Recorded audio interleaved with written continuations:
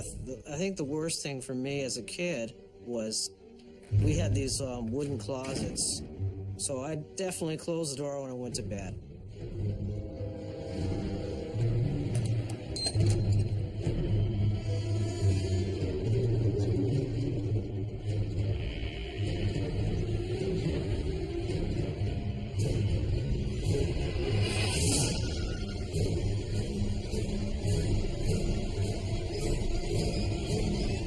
And I grabbed a glass out of the cupboard, opened the cupboard up.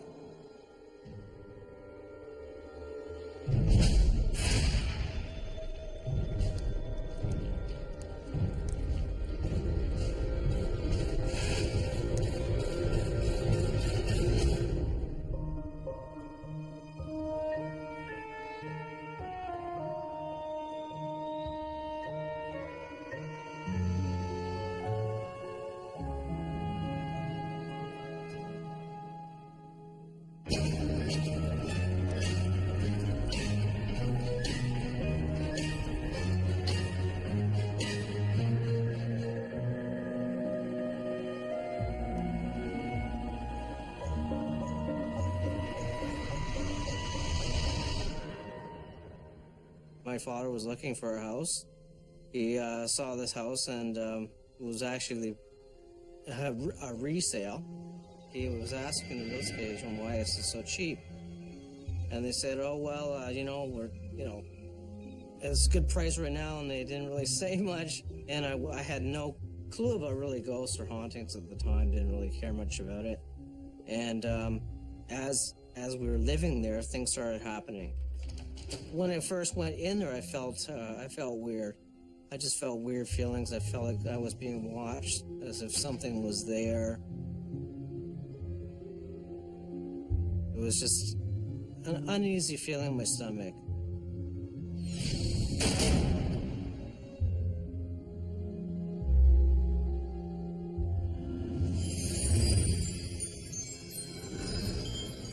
Everybody loves a good mystery. Or do they? What if the mystery is a horror story? One that slowly unfolds before your very eyes? And what if it happens in a house that you're living in, but unable to move away from because you're a powerless kid and you don't get to make those decisions? Hello, I'm Lawrence Chow. Today in Ghostly Encounters, we meet Patrick Cross.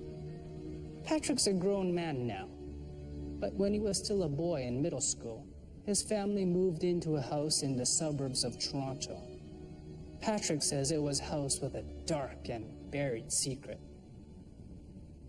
It's the 1950s. Patrick's family moves in, and he gets his first inkling that there is something mysterious about his new home. However, Patrick has no idea just how disturbing and how terrifying that mystery will prove to be.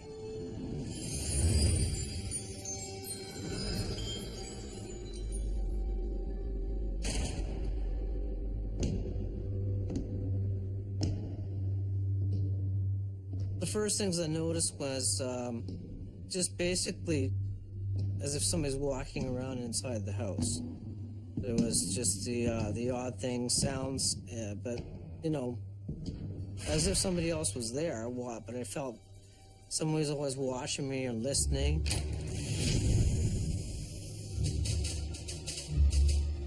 I didn't really know what it was because then I wasn't aware of much of the paranormal or the ghosts at the time. I just felt something was there.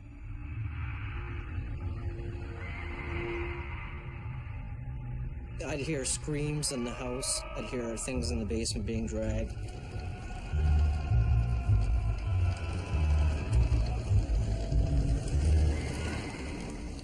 I would go down the stairs, yeah, but I only went down in the daytime. I didn't like going down there at night.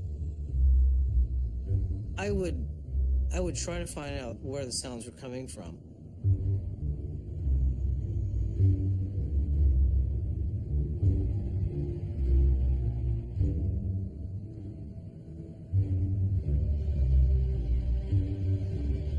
And there'd just be at the far end of the very end of the room, in the basement. I could just hear scraping, just something as if it was being dragged across the floor.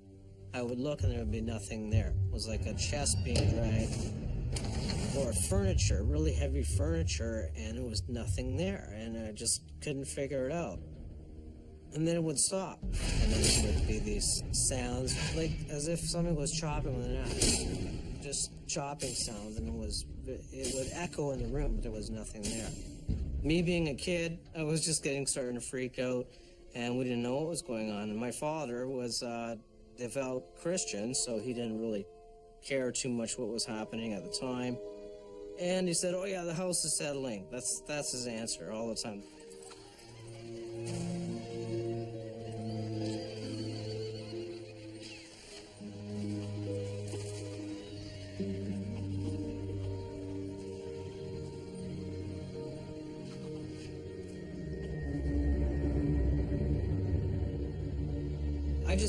I just felt weird feelings, seeing things, sensing things. As things got worse, as things started happening in the house, I'd see images. I mostly saw the woman. She was an older lady and a daughter, who I thought, at the time, I probably thought was her daughter, and she would be screaming too. And she would just be appearing as if she was crying out.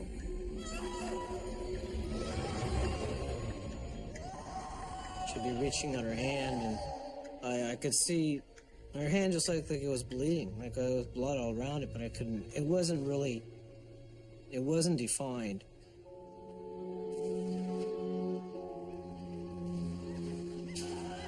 And from time to time I would see a father figure or an individual man, but he was always like moving away or backing away. And I started seeing a black image of a guy. The man it was more like, I felt like more of an evil presence.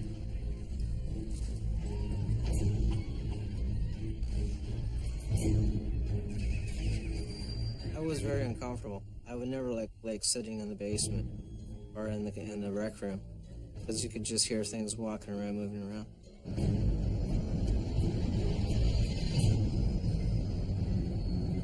My parents would be in denial. My mother knew there was things going on, but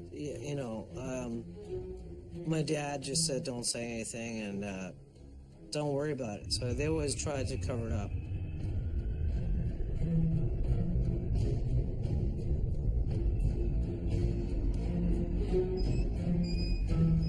I'd go into the kitchen and I was going to get something to eat from the fridge.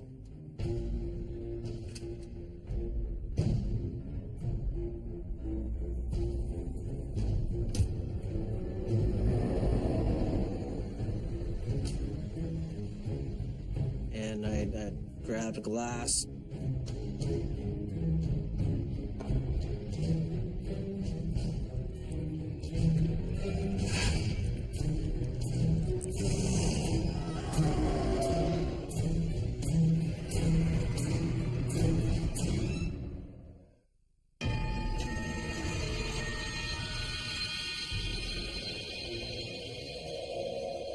I'd go into the kitchen and I was going to get something to eat from the fridge.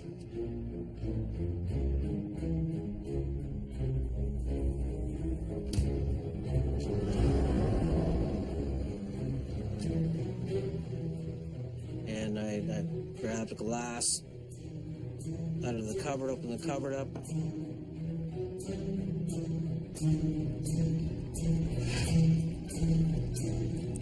And there was just drips of this blood or this fluid coming off the cabinets.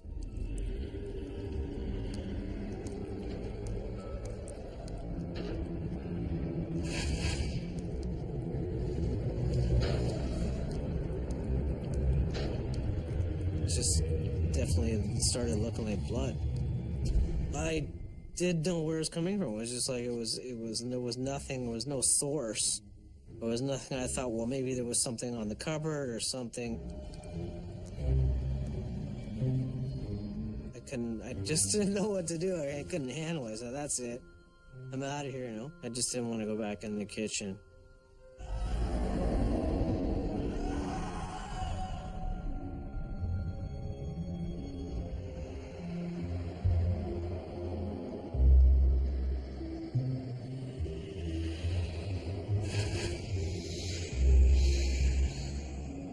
I hated going to sleep at night because the covers of my bed would be pulling off and it was just freezing by the wall.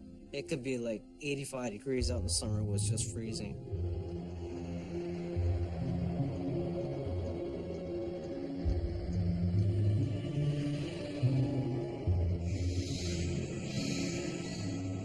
About a half an hour after I slept or started sleeping, I'd feel the covers are coming off me.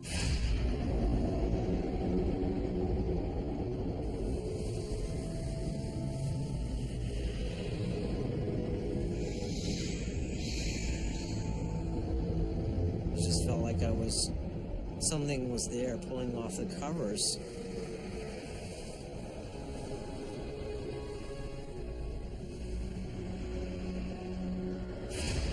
And it was just making me even colder. It's just like something freezing cold was touching me. So I look around, there was nobody there. The door was open, there was nobody in the room. I had night lights everywhere. I was just freaking out. I had to have lights somewhere, and I couldn't see anything, but it was just kept being pulled off.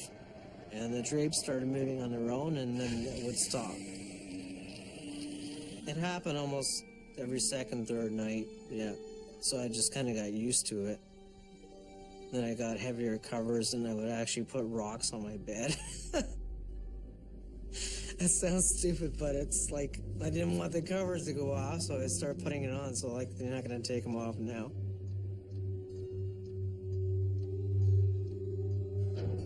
It did work. It didn't do anything after that, so.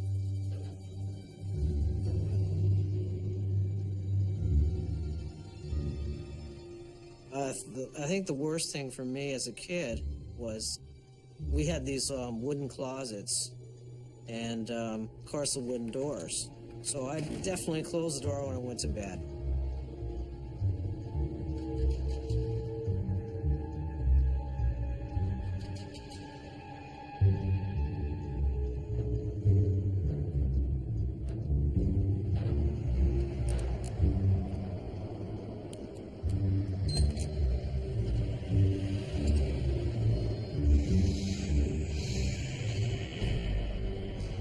I'd wake up, probably in the middle of the night, the door was half open.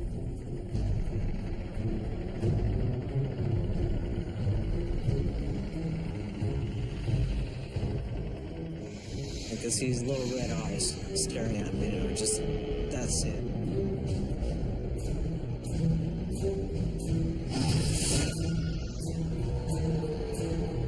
I just put my blanket over my head, I was just freaking out, I didn't know what to do.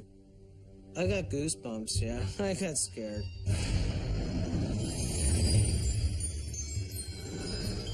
The young Patrick seems to experience the paranormal in almost every way. Smelling foul odors, seeing apparitions, feeling cold spots, and hearing dragging sounds. Our expert Dina Bain Taylor tells us that violent poltergeist activity affects all the senses, and often it's linked with violent death. So what violence was in the history of Patrick's boyhood home? Could the cabinets that drip blood be another clue? They remind another of our experts, Patty Allen, of the legend of Bluebeard's keys.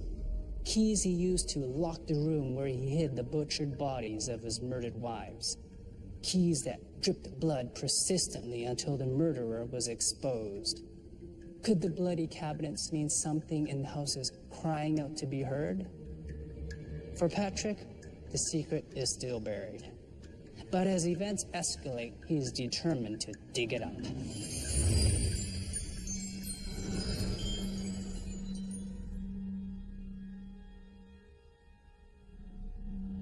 I was in my bedroom and I'd be listening to music, and I'd come out and I'd hear there was music playing.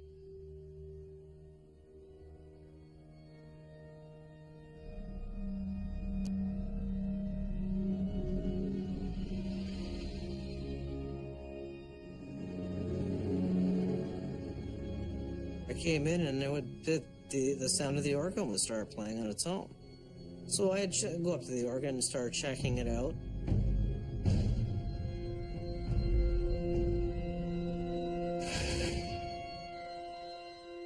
Saying, well, where's the sound coming from? It's, something's playing it.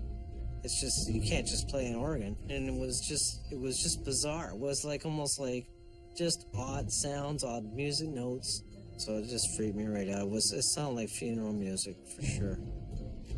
And it was unplugged, and I thought, that's it.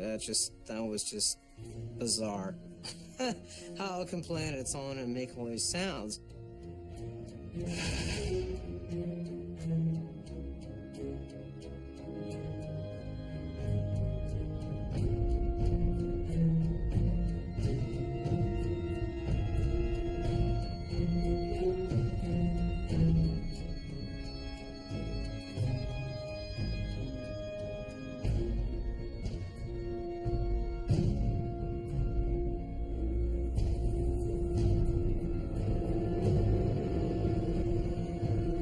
I freaked out. I thought it was just something out of the movies,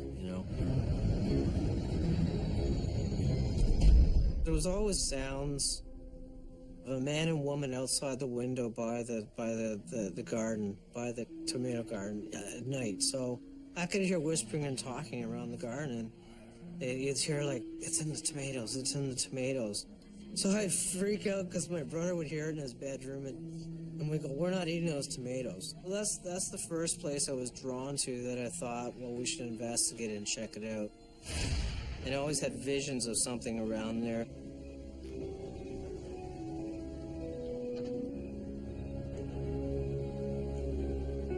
I got brave one weekend and started digging on the garden side. Took us a couple hours, and we finally dug about 3 or 4 feet. And then we noticed there was we hit a bag.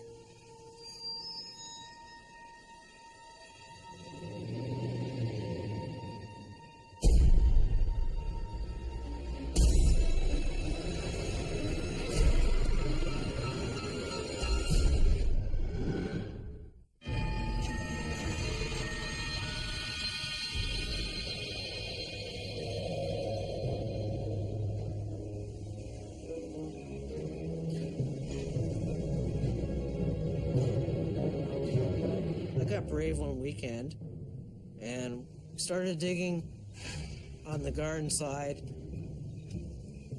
Took us a couple hours, and we finally dug about 3 or 4 feet.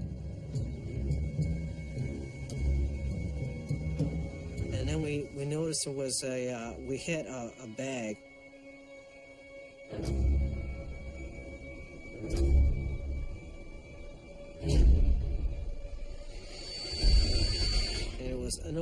An old plastic bag, probably used for wrapping construction or materials. There was a rope wrapped around it.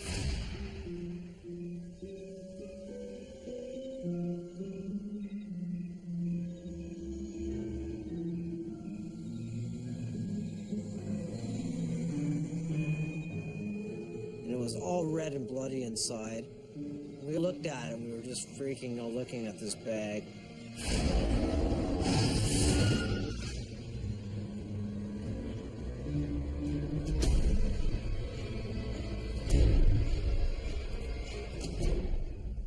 I covered it all up, and I really didn't try to live with it, really. I didn't know what to do.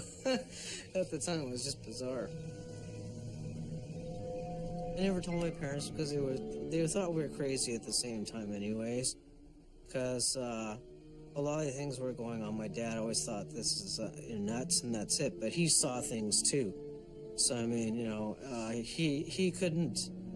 Every time I told him that, he never acknowledged it. So I didn't want to tell him about the things in the side of the house.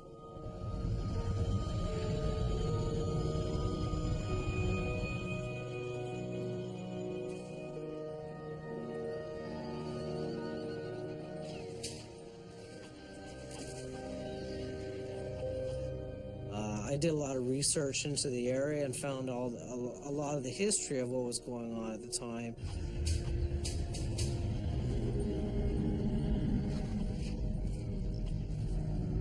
And found out the family previous, who had lived there for a short time, for about 6 months, known as the Barrett family. The son was, I guess, dating this girl in the area.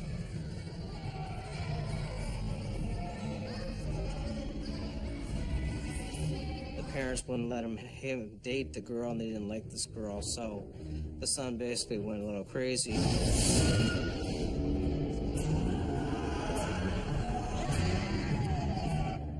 Killed the girl and killed his parents and basically chopped up all the bodies around the house. And apparently he did find the axe, so he went insane basically. I'm sure it happened in the basement, and that they were killed and they were put into the chest and dragged across the floor up to upstairs. In the 50s and 60s, nobody really could disclose about things, or they kept things shut up about when people were killed or murdered and stuff like that, especially in houses. That was my first experience with ghosts, so feeling that there was something there and moving around and actually things happening, because when you're a kid, you just grow up and you think, you're trying to do everything else a kid does, and then when you start seeing things going on, it makes you wonder for sure.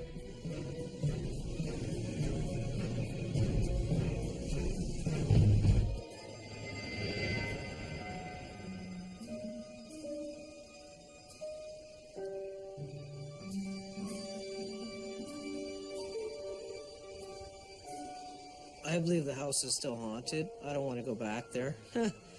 But it's interesting because it's still going on.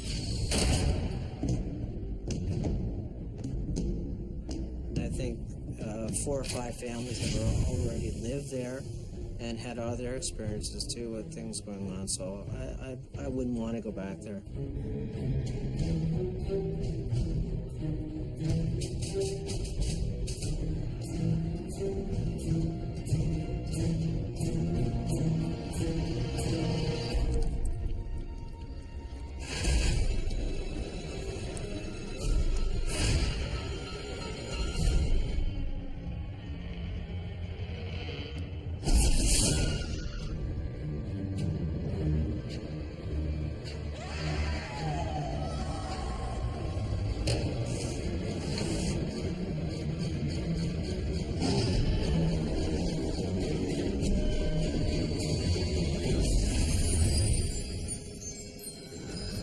Patrick confronts his fear of the house by literally digging up its terrible secret. But he says that didn't stop the ghostly activity. Our experts tell us that could be because poltergeists grow stronger as people react to them, feeding off the negative energy of fear and anxiousness. An axe-murdering ghost would definitely thrive on a steady diet of terror. Poltergeists follow a pattern that is evident in Patrick's story. They start small, with events that might be taken as coincidence, like Patrick's feeling of being watched. If they don't get a reaction, the activity increases until they rouse enough fear to make them stronger. When Patrick's father shut his eyes and refused to react, he may have unwittingly encouraged a ghost to get worse. Patrick certainly believes it did get worse. Bad enough to make him happy, he never had to return to the house after his family sold it. I think I'm a stronger person, and I'm also, it opened up a lot of things facing my fears. So I became more, not just sitting back and letting things happen, but going and finding out and investigating and facing things head on. So it was a good learning experience to face your fears.